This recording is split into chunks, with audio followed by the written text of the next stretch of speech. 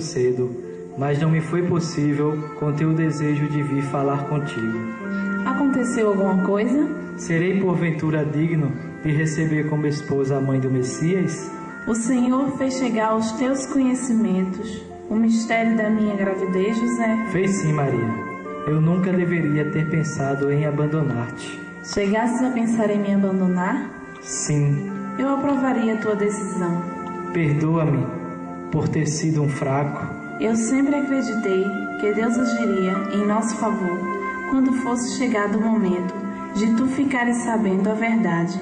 O que fiz para merecer de Deus a graça que recebi? Ele sabe.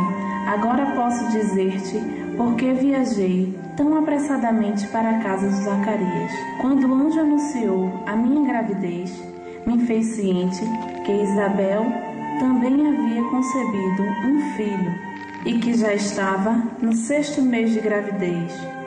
Como é vergonhoso o que fiz, até mesmo deste teu gesto de amor e de solidariedade, eu cheguei a duvidar. Perdoa-me. Perdoar? O quê?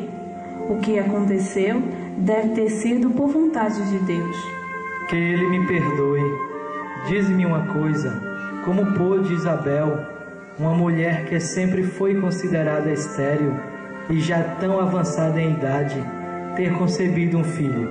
Ela concebeu de um modo extraordinário. Bem sabes que para Deus nada é impossível.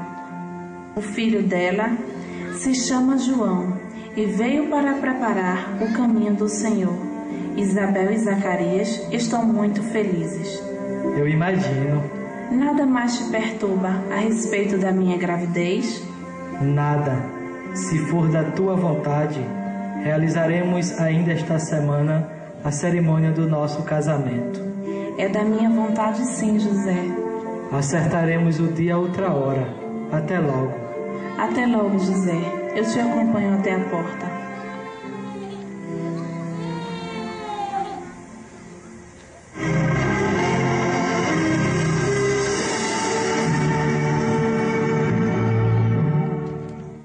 Depois do casamento, Maria e José continuaram vivendo em oração, no trabalho e no recolhimento espiritual. A Virgem Maria se aprofundava cada vez mais nos mistérios sagrados. Certo dia, José saiu de casa a serviço e observou que na vida pacata da pequena cidade acontecia algo um tanto fora do comum. A razão disso era que naqueles dias havia saído um decreto de César Augusto, ordenando que fosse feito um recenseamento de toda a população. Na praça principal de Nazaré é colocado um cartaz que chama a atenção dos nazarenos. Quirino, governador da Síria, comunica: estando próximo o recenseamento econômico, ordena-se a todos que por algum motivo se encontrem fora dos seus distritos que regressem a seus pátrios lares, a fim de atenderem ao atual serviço de recenseamento. Vocês viram? Nós não devemos concordar com o que escreveram nesses cartazes. Malditos sejam os que deram ensejo à intervenção romana em terras de Israel. É isso mesmo. Isto é odioso demais. Estamos obrigando a pagar impostos que não devemos. As imposições do poder romano não são menos do que um injusto castigo para nós. Vivemos como escravos, obedecendo a um rei pagão. É justo isso? Trabalhamos para manter a opulência e a crueldade dos tiranos que nos oprimem. O que foi que escreveram naquele cartaz? Dessa vez, não são os anjos nem as potestades celestes, mas César Augusto, um tirano, quem ordena a nossa partida para Belém. Devo comunicar a Maria. Precisamos partir imediatamente. Não devemos nos sujeitar a tão absurda exigência. Tens razão, mas o que devemos fazer? Impor resistência contra a ordem desse rei maldito. Um rei que nos quer contar, como se fôssemos animais. Devemos nos rebelar contra essa ordem. Eu estou de pleno acordo. Devemos nos rebelar. E de que jeito vamos impor resistência contra as forças do poder romano? Lutando com os nossos braços. E de quem valem os nossos braços contra a tirania e as armas poderosas que nos oprimem? Tens medo de lutar? Para vencer, não, mas para ser vencido, sim. De que adiantaria ir à luta levando ao campo de batalha a certeza de que seremos eliminados? Será melhor que sejamos vencidos lutando do que sermos vencidos do mesmo jeito como os covardes, sem lutar. Não devemos permitir que estes malditos nos manipulem da maneira que bem entenderem. Devemos lutar em defesa dos nossos direitos. Devemos lutar. É isso mesmo, é isso mesmo. Devemos lutar, devemos. Cuidado, ali vem a guarda. Será melhor que não tomem conhecimento da nossa revolta, pelo menos por hora. Vamos nos dispersar.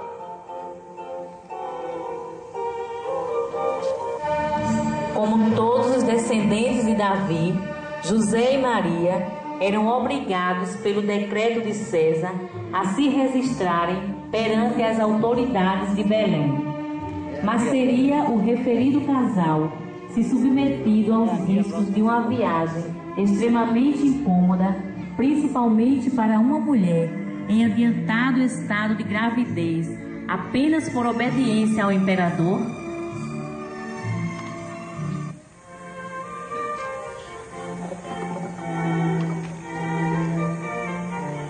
O que foi, José? Não sei como te dizer, Maria. Aconteceu realmente alguma coisa. Saíste de casa para trabalhar? Por que já estás de volta? O que acabei de presenciar lá na praça principal me fez voltar para casa. Diz-me logo o que aconteceu. Estás me deixando ansiosa. Por ordem de César Augusto, estão convocando todos os filhos de Israel aos pátrios lares para serviço de recenseamento. E o que temos nós a ver com isso? Devemos partir imediatamente para Belém. Eu? Viajar para Belém, no estado em que me encontro, esposo meu? Tens razão. Eu nem havia pensado nos riscos. Também, de que adiantaria pensar? Não podemos desobedecer às ordens do imperador. Pois eu te digo que, nem mesmo por obediência ou temor ao maior imperador da terra, devemos esquecer que tenho em meu ventre aquele que é mais importante que todos os imperadores deste mundo. Isso quer dizer que não queres partir? Ainda não sei. Deves reconhecer que não posso concordar com essa viagem antes de refletir sobre os riscos que poderão afetar a criança. Eu reconheço. No entanto, se não nos apresentarmos às autoridades de Belém para o recenseamento, seremos punidos. Será melhor que sejamos punidos aqui, sem expor o Filho de Deus aos perigos de uma viagem que poderá custar a vida dele e a minha. Se apenas eu fosse correr riscos, não me preocuparia. Eu temo por ti e por ele, pois não me parece haver riscos para um e não para o outro. Mesmo assim, no momento, devo me preocupar mesmo é com meu filho. Eu sei que devemos pensar mais nele do que em nós mesmos, mas a verdade é que, apesar dos perigos, devemos viajar. Não temos outra alternativa, José?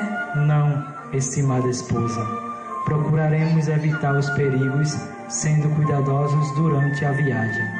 Não te parece que o único meio de evitar os perigos é não viajar? Não há o que temer, Maria. Não te lembras que, segundo o profeta, o Salvador do mundo nascerá em Belém? José, César Augusto, ainda que inconsciente, está a serviço de Deus. Devemos chegar a Belém antes do nascimento do meu filho. Temes que o nascimento possa acontecer antes de chegarmos lá, se não empreendermos a viagem imediatamente? Não posso afirmar. Tomara que não. Por via das dúvidas, é melhor nos apressarmos.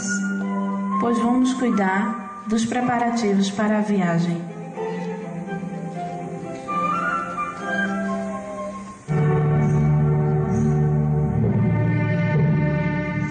A responsabilidade de Maria para com Jesus não tinha limite. Como mãe de um ser divino, talvez tivesse o direito de contar mais com a interferência de Deus na proteção do filho.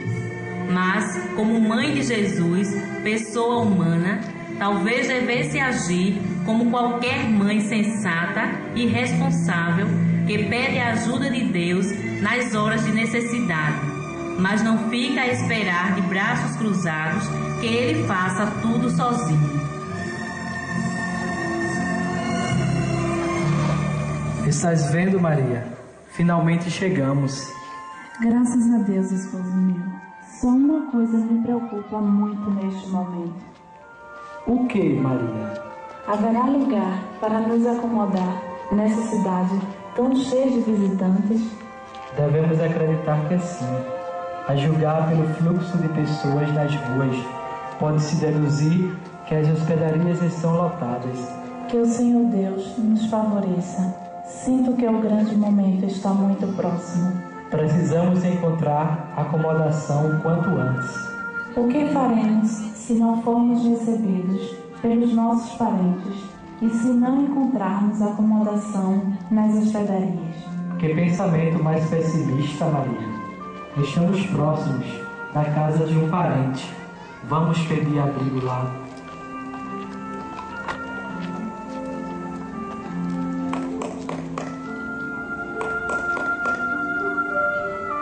O que quereis? Um lugar para nos acomodar.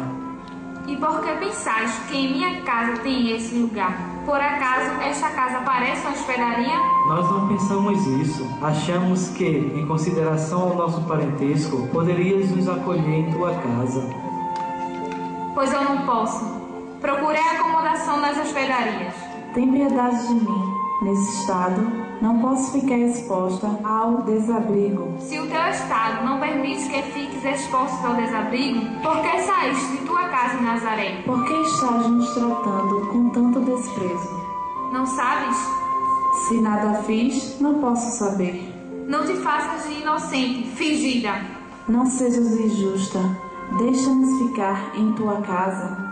Não, aqui não há mais espaço para ninguém. E mesmo que houvesse, eu não vos acolheria em minha casa. Deixa-nos ficar. Maria está prestes a dar à luz. Não, não. Quantas vezes devo dizer não? Tu preferisses o carpinteiro de Nazaré a um dos nossos, pois sofre agora as consequências do teu desatino. É por isso que estás nos tratando assim? E esse não é um motivo justo? O que estás fazendo é uma vingança mesquinha. Pensa o que quiseres. Tem piedade dela, Senhor, pois seu coração parece fechado para o amor e para a caridade. Vamos tentar nas hospedarias. Precisamos encontrar lugar, pelo menos para ti. Diz a tradição religiosa que Jesus nasceu em uma gruta, porque José e Maria não encontraram acomodações em casa dos parentes, nem nas hospedarias. Será que foi só por isso?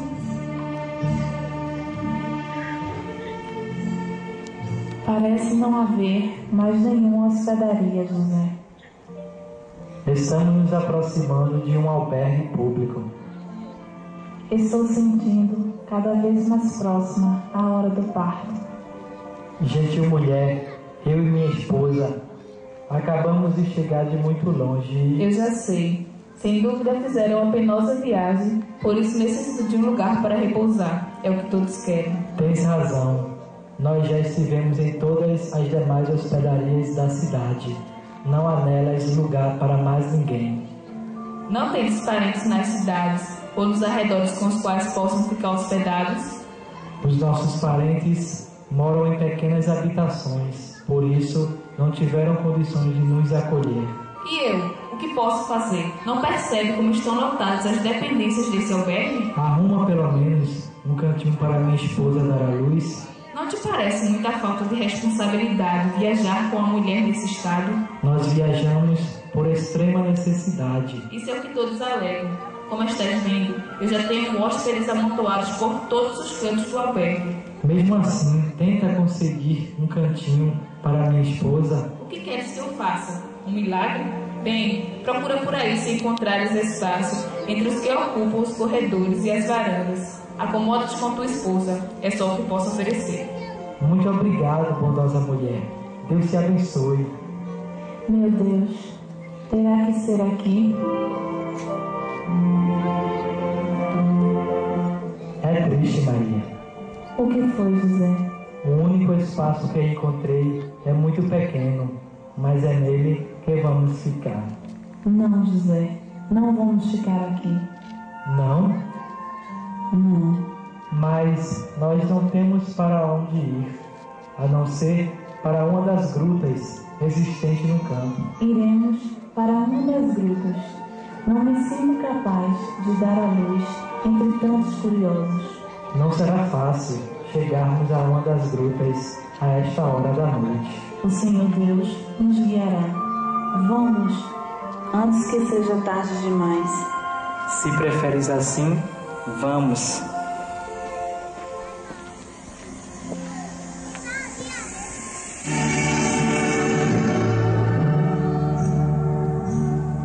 Como nasceu Jesus?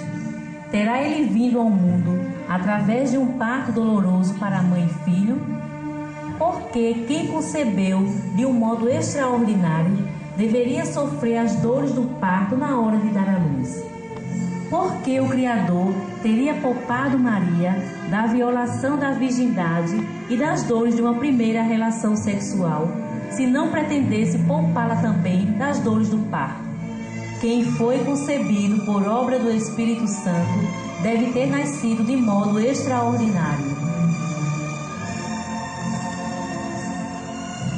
José, o que foi, Maria? Ainda estamos muito longe da gruta? Eu ainda não posso dizer. Não sei se haverá tempo para chegarmos lá. Alguma alteração no teu estado? Sim, temo que o nascimento aconteça antes de chegarmos à gruta. Não deve acontecer assim, Maria. Louvado seja Deus. Veja, Maria, já estamos chegando. Você tem certeza? Tenho. Estamos quase na entrada da gruta.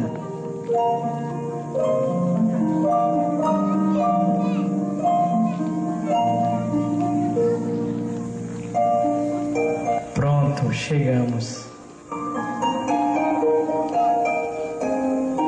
Aqui, Maria, tu e a criança estareis pelo menos protegidas do mau tempo. Eu não poderia desejar um lugar melhor. Só lamento termos invadido o abrigo que a estes animais foram destinados.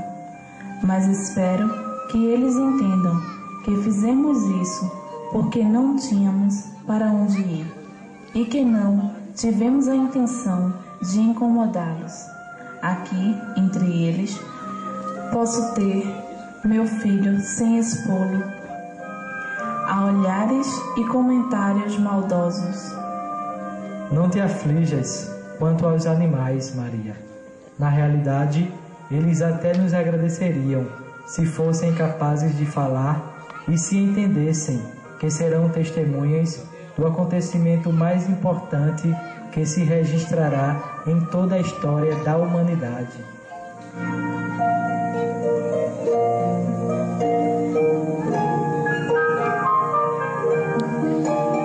É melhor que te acomodes neste precário leito, Maria.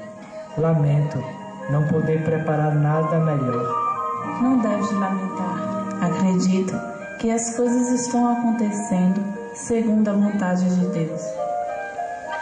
Devo permanecer aqui ou preferes que eu fique lá fora? Estás exausto. Esta caverna é muito espaçosa. Procura um canto apropriado e vai repousar um pouco. Se eu precisar de ajuda, te chamarei. Está bem, minha senhora, mas não relutes em me chamar se precisares de mim. Eu não relutarei. O Senhor seja contigo.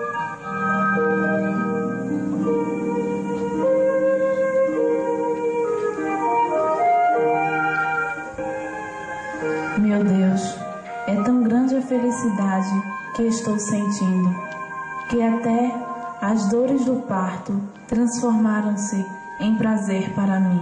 Ainda que eu fosse a mais sábia dentre todas as mulheres existentes neste mundo, não seria capaz de expressar com palavras o quanto te sou grata por teres dado a honra de ser mãe do Messias. Venha ao mundo, Filho do Altíssimo, venha aos braços desta tua humilde serva, Redentor da humanidade oprimida. Aqui estou para servir-te, segundo a vontade do Pai Eterno.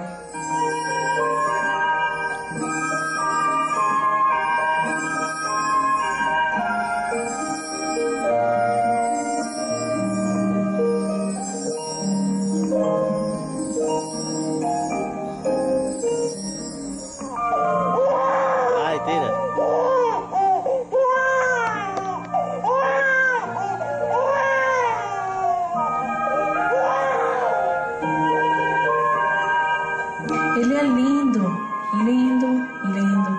Eu te agradecerei eternamente por tanta felicidade, Senhor.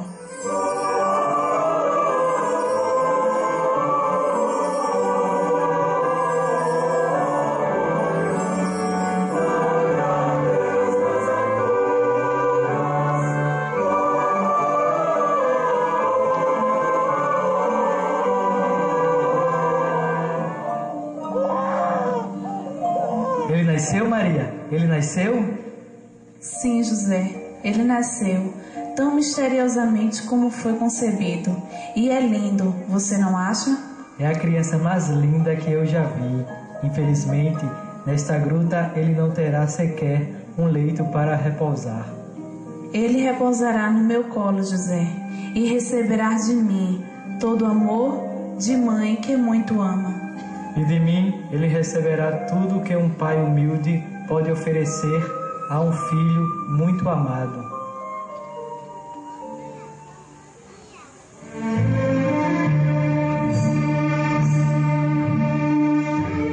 Naquela noite, os pastores Micael e Acael vigiavam os seus rebanhos, enquanto Ciriaco e Estevão dormiam. Eram eles pessoas humildes e insignificantes aos olhos dos poderosos, que desfrutavam de posição econômica e social, poder político e privilégios. Mas eram pessoas muito mais puras e dignas do que os orgulhosos que desejavam e esperavam que o Messias nascesse cercado de toda a grandeza material.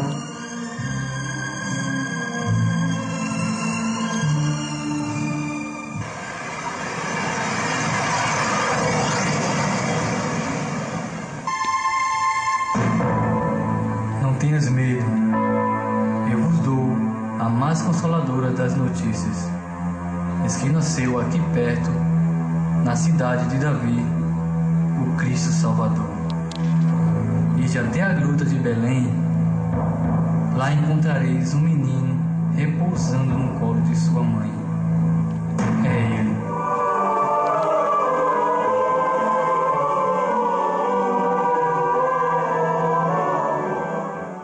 Vós vistes? Vimos. E ouvistes? Ouvimos. Anjos do Senhor vieram nos fazer ciente do nascimento do Messias. E não foi um sonho. Vimos anjos aparecerem diante dos nossos olhos. Que fizemos nós para merecer a graça que recebemos? E o que dirão os nossos parentes e amigos quando contarmos para eles o que vimos e ouvimos? Tudo foi realmente maravilhoso. Mas o anjo do Senhor não disse para ficarmos aqui falando um com os outros. Disse: Não. Mandou que fôssemos à gruta onde o Cristo nasceu. É verdade. Vamos logo ver essa maravilha que o Senhor nos anunciou.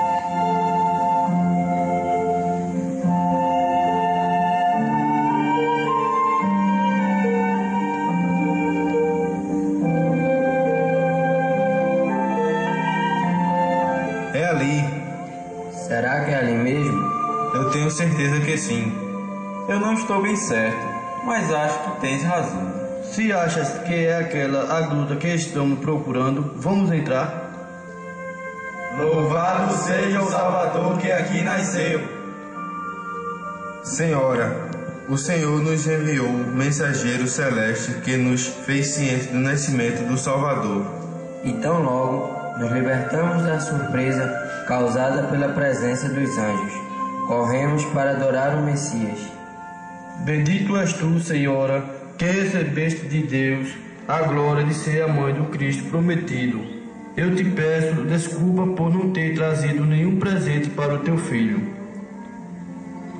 Nenhum presente é mais importante para mim do que a vossa presença. Nós é que nos sentimos honrados por termos nos tornado dignos de visitar pessoas tão abençoadas por Deus.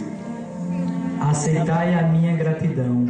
Eu e minha esposa não esperávamos receber visitas aqui, nesta gruta. A vossa presença é mais uma prova do amor de Deus pelos humildes. Eu e meus companheiros ficamos deslumbrados quando, de repente, o campo onde nós vigiamos nossos rebanhos ficou mais claro que o dia. Foi um acontecimento realmente maravilhoso. Eu não entendo por que o Senhor escolheu como adoradores do Messias gente simples como nós. Alegra-me que o Senhor tenha mandado para cá gente simples. Só os humildes podem entender a pobreza em que nasceu o Redentor. Serão poucos os que virão a esta gruta visitá-lo, mas muitos serão aqueles que duvidarão de vós, quando contardes por aí o que vistes e ouvistes. Quem irá acreditar que o Libertador nasceu de gente tão simples, numa gruta, abrigo de animais e de insetos? Muitos continuarão acreditando e esperando que o Salvador nasça em um palácio e repouse num berço de ouro. Tens razão, Senhora. Eu e meus companheiros gostaríamos de passar o resto da noite aqui, adorando o menino, se a nossa presença não vos for incômoda. A vossa presença jamais nos incomodaria. Ficai à vontade durante todo o tempo que desejardes.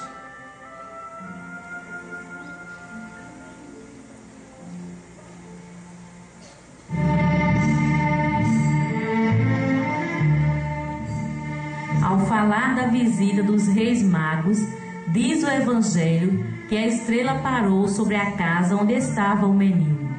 Isto significa que os magos encontraram a Sagrada Família morando numa casa e não na gruta. No palácio de Herodes, começaram a desenrolar-se as intrigas entre seus próprios filhos. Cada um queria assegurar para si o trono. José e Maria souberam dos rumores que circulavam em Jerusalém. Todavia, não suspeitaram que em breve o furor de Herodes se ia descarregar sobre Jesus.